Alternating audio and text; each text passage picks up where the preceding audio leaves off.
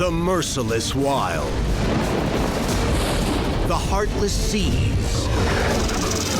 When nature unleashes her cruelty, could you escape? Could you survive? These are the true stories of outdoorsmen, confronted by death, armed with raw courage and a will to live. They are the ones who beat the odds and return from their own fight to survive.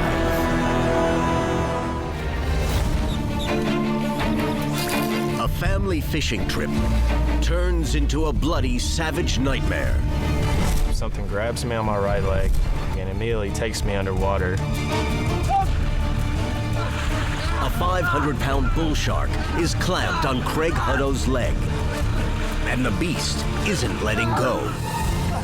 The look on his face, it was just terror.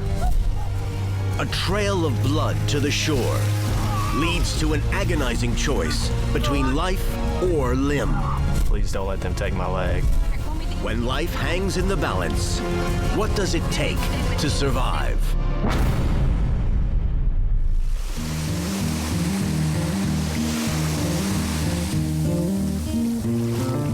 June 2005, the annual Hutto family vacation and fishing trip. This year, it's Cape San Blas on the Florida Panhandle. It was just a strip with condos on either side, and there was maybe one restaurant and a gas station and a bait shop. And that was it. 16-year-old Craig and his 25-year-old brother Brian are looking forward to spending time together surf casting off the beach. The brothers grew up fishing, pulling bluegill out of the lakes and rivers near their home in Tennessee. This time, they'd have to try a new challenge. My fishing's always been out of a river or from a boat, and so when I saw this surf fisherman, they would bait, they would go out, stand on the sandbar, and just watch them. So I was like, that's something that we could handle.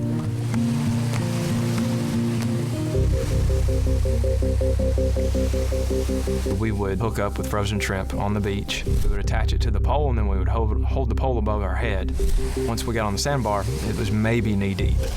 And so we would just stand there and just throw it as far as we could and let it settle. And then usually within a matter of a minute or so, we'd have a fish on. Oh my gosh! Oh, Craig, watch it! And then we both would come back to the shore, and Mom and Dad would take pictures of it. We'd release the fish and rebait the hook, and then walk back out to the sandbar. Craig and Brian followed the same routine for hours each day of the vacation.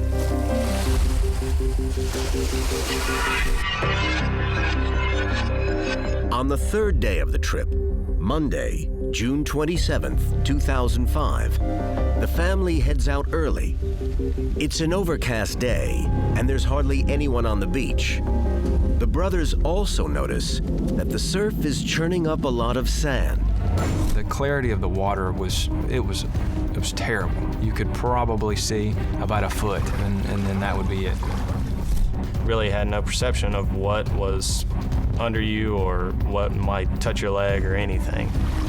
But the murky water starts yielding the best catches of the trip so far.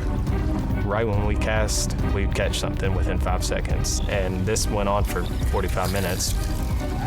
Around 9:30 to 10:30. Brian caught a fish that was probably the biggest fish that either of us have caught since we've been there. And so, of course, me being a competitive type, I immediately got frustrated and mad because I thought that I could catch one bigger than him. And so after Brian was the superstar and taking all the pictures and all that stuff, I was trying to force him to go back out because I knew that I could catch one bigger than him.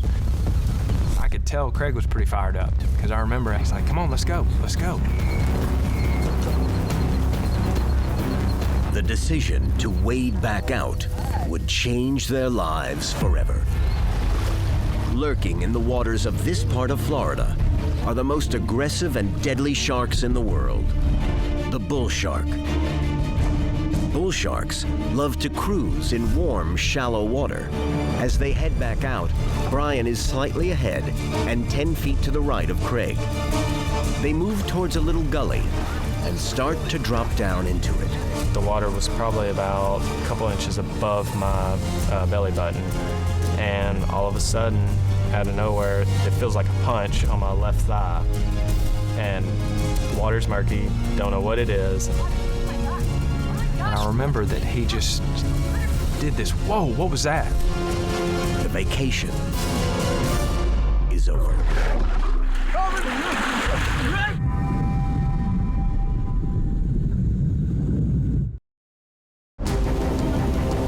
Come on, we're on vacation. Craig and Brian Hutto are enjoying a day of fishing in the surf off Cape San Blas, Florida. But unimaginable danger lurks. Suddenly, Craig feels something like a punch hitting his left leg. Water's murky, don't know what it is, and so I immediately jump back. Then, terror strikes.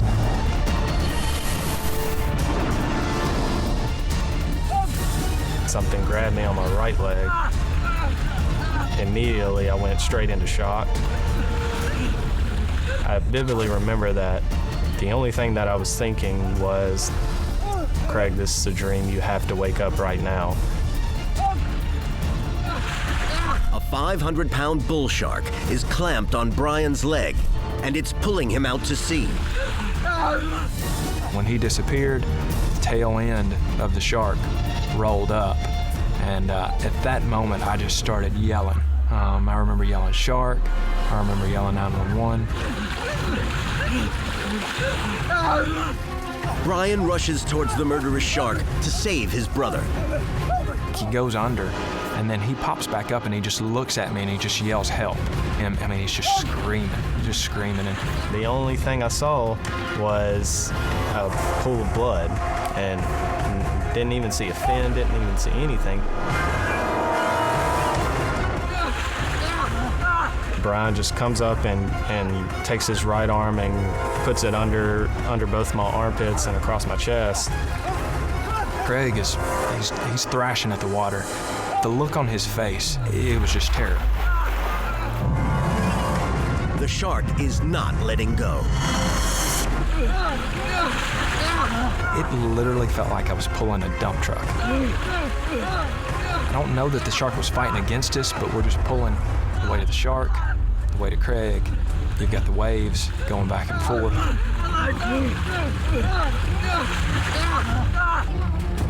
For me, it took 12 days to get from that gully to the beach. And now this whole time, the shark is still on my leg. Both brothers operate on pure instinct, right or wrong. If I didn't know anything about when you get attacked by a shark, you must gouge the eyes out. Craig only has one thought in his mind. I need to get the shark off my leg, and so I reach my hand down in hopes of trying to open the shark's mouth and releasing it off my leg. But the shark's razor-sharp teeth rip into Craig's hands. My left hand is basically shredded, and then my right hand was bit on my index and middle finger. With every heartbeat, the little blood Craig has left is being pumped out through the severed femoral artery in his right leg. All there was in the water was probably about a 3.5-foot span of blood and a trail of bright red blood all the way back.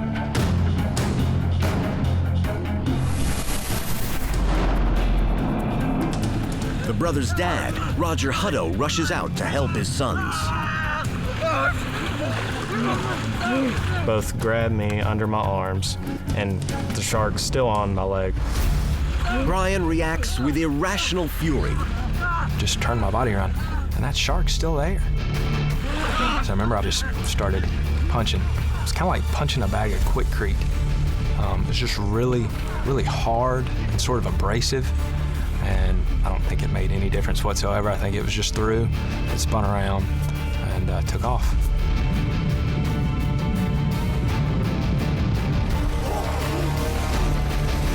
Craig is dragged up out of the water as Brian collapses. Brian reflects for a moment about his life-saving actions. Luckily, I didn't have time to think. My rational brain would have said, your wife's 7 months pregnant and she's on the beach.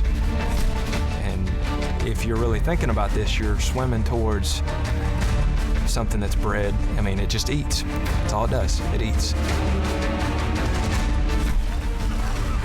Sort of went through a range of emotions there, just from anger to relief that we're on the beach, and then, you know, that spilled over into just bawling, because who gets attacked by a shark?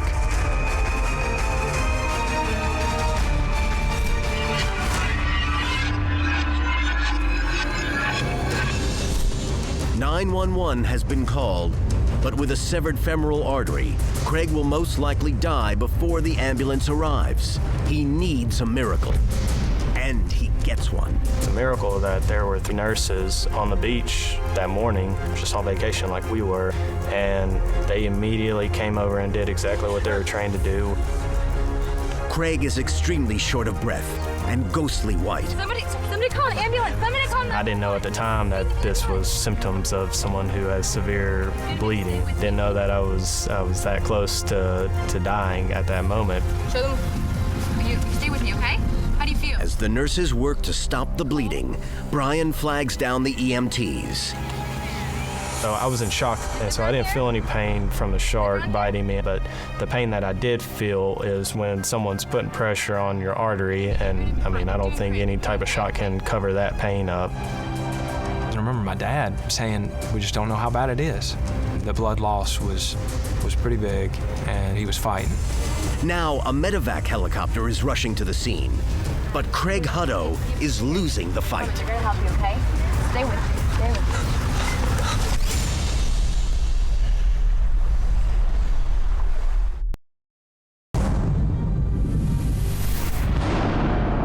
Craig Hutto has been attacked by a 500-pound bullshark.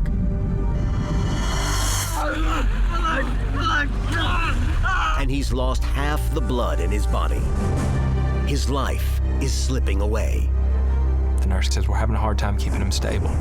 And I think that's really when it set in that we just need to start saying our prayers, that he makes it through.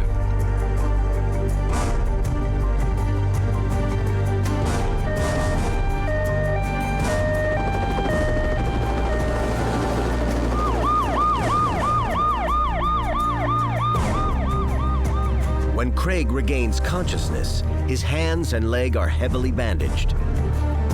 For some reason, I wake up and I say, "Mom, please don't let them take my leg." And so when I said that, Mom, she didn't know how to answer, so she just basically starts crying and walks out of the room. The Huttos ask the hospital chaplain to break the terrible news to Craig. His leg is gone. But Craig is still not out of the woods. He urgently needs to undergo a series of agonizing operations to stabilize his severed leg and repair his mangled hands. So I'd have surgery, I'd rest the next day. The next day I'd have another surgery. I'd rest the next day, have another surgery, rest the next day. His family is there around the clock. But still, Craig struggles to keep his spirits up. And I was asking, like, why me? How did I get here? Like, what did I do wrong to deserve this? Brian sees a very broken brother slipping into a dark place emotionally. I was just sulking, and he just said, "Quit being a baby. You've gone through the worst. You're still here." I don't know that I used baby. I think I told him he probably needed to suck it up. I wanted him to just not give up, because he had it within him.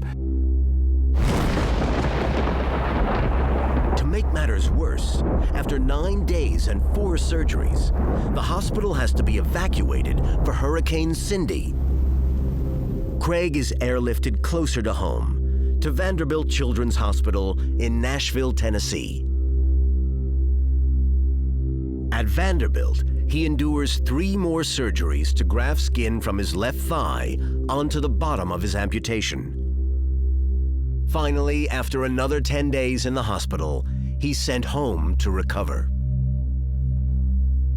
That whole period was hard psychologically for me, just because I never required somebody to unzip my pants to help me use the restroom and then turn around and pick up a fork to feed me.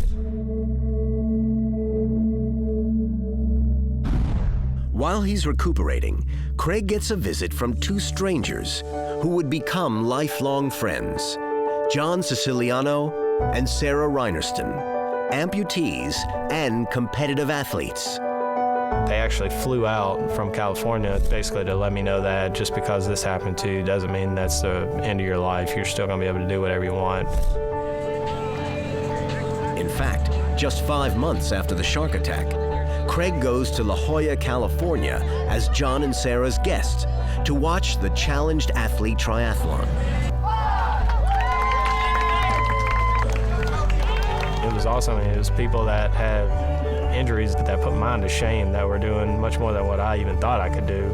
And so after I saw that, I made up my mind, and like, this is something that I'd want to do. Welcome. How you guys doing? Spectators, La Jolla, good morning. Yeah.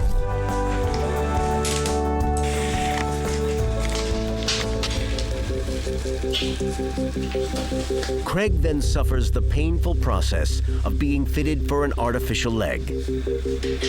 I had to go through at least 12 different socket fittings, because on your prosthetic, your socket needs to be perfect. His doctor gets the fit right, but it's still what's called a passive prosthesis, an artificial limb your hip has to basically drag around. Craig masters the new leg. Then he gets a life-changing phone call just before high school graduation. It was cutting-edge technology, and I thought that it would be cool to be the front runner for this. Craig Hutto is about to make medical history.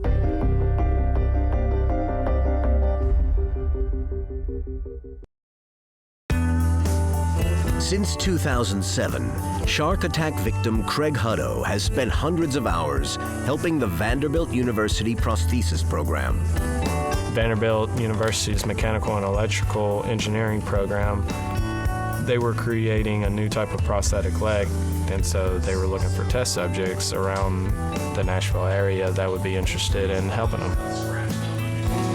Professor of Mechanical Engineering Dr. Michael Goldfarb and his team have created a robotic limb they call the Vanderbilt Powered Prosthesis. They need someone to road test it.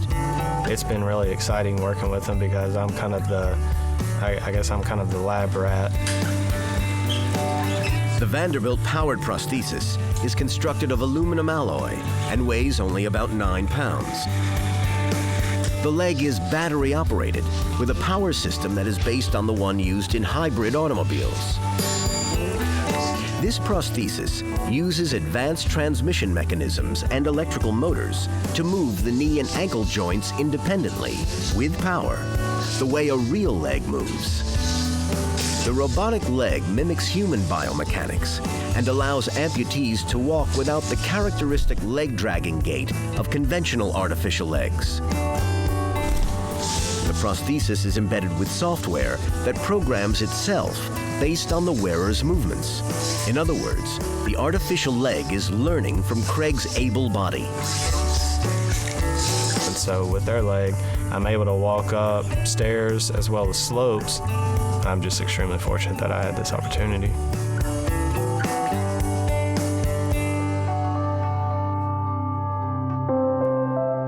Craig also pursues his education, and in 2011, he graduates from Middle Tennessee State University. When I got to college and was thinking of what I should major in, it was really not even a decision, because I realized that nurses had saved my life, and I felt like I had to give something back. And so I went through the nursing program at MTSU and got my RN license. I'm currently getting my master's at Vanderbilt University to become an acute care nurse practitioner.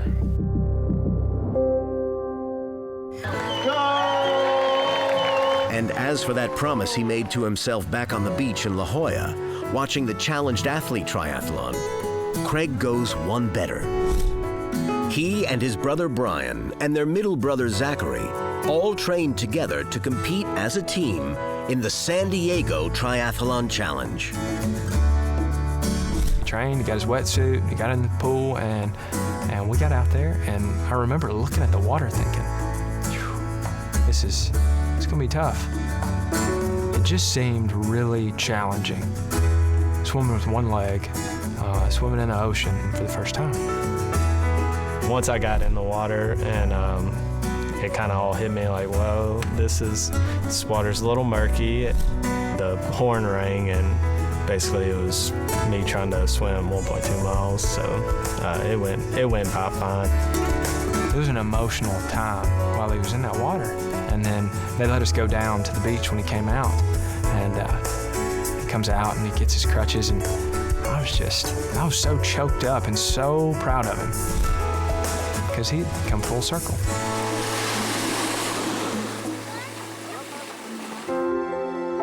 Craig Hutto has developed an inspirational outlook on life. It taught me how fragile life is, but it also taught me like how resilient we as humans are. Yeah, it has taught me not to take things for granted. I mean, something as simple as walking, that's second nature to people that people don't even think about, but when you're not able to do it and you have to actually think every time you take a step, continuously every time, you kind of learn to appreciate the small things in life. Bad things are gonna happen. That's just life. What you make of them, that's completely your decision. And out of something very, very bad, Craig Hutto has made something very good indeed.